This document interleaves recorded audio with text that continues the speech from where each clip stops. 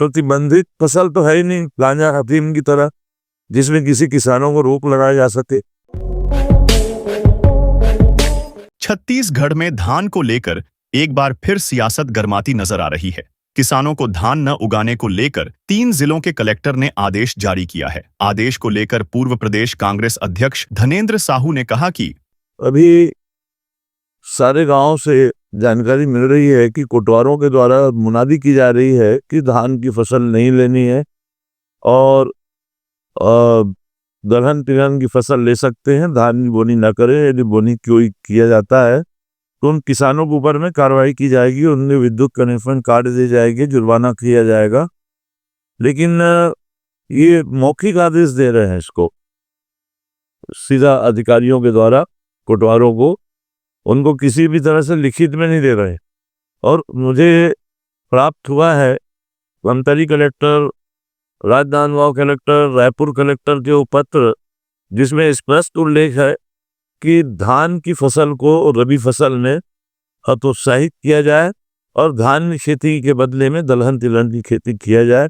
ये किसानों को इसके लिए हतोत्साहित करे, ये स्पष्ट उनका 3 जिले के कलेक्टर के आदेश की कापी तो मेरे पास उपलब्ध है। तो ये इस तरह से आज किसानों का यह जो है एक अधिकार है कि हम अपनी जो भी फसल हमें लाभदायी दिखता है और हमारा जो खेत है जिसके लिए अनुकूल है, उसी के अनुरूप तो कोई भी किसान पसंद लेता है। लेकिन ये तुगलकी फरमान है कि किसी भी तरह से किसानों को बाध्य किया जाए, उनको हतोत्साहित किया जाए। आज वैसे भी गर्मी की फसल वो सरकार समर्थन मूल्य पर खरीदी नहीं करती, उसके बावजूद भी खेती खाली ना रहे, इस उद्देश्य के साथ में अन्न पैदा करने के लिए किसान धान की बोनी करता है। यहाँ छत्तीसगढ़ की खेती अन्य फसलों के लायक नहीं है और ऐसे में इस सरकार की नीयत पर प्रश्न उठता है कि ये पूरी तरह से किसान विरोधी निर्णय है और कांग्रेस पार्टी इसके लिए मांग करती है कि ऐसे तुगलकी आदेश को तत्काल वापस ले।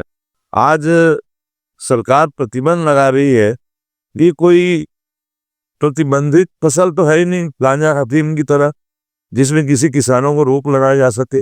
मैं ये कहना भी चाहूँगा, रमन सरकार में भी इस तरह से आदेश 1 वर्ष जारी किया था, किसानों के विरोध पर, कांग्रेस के विरोध पर उन्हें वापस लेना पड़ा था।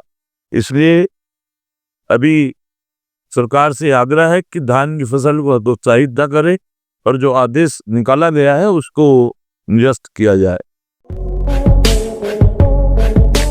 प्रतिबंधित फसल तो है ही नहीं गांजा अफीम की तरह, जिसमें किसी किसानों को रोक लगाया जा सके।